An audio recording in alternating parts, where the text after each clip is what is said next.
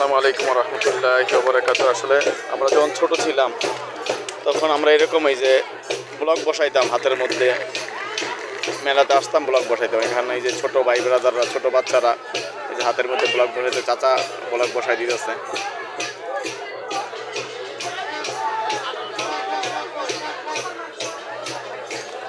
কি লেখছো এটা?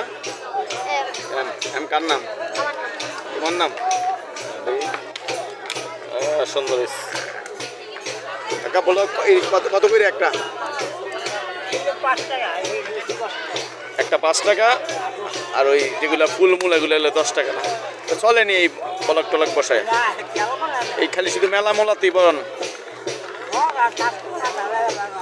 মানে আসলে মূলত আমরা এটা অন্য কাজ করেন পাশাপাশি এটা।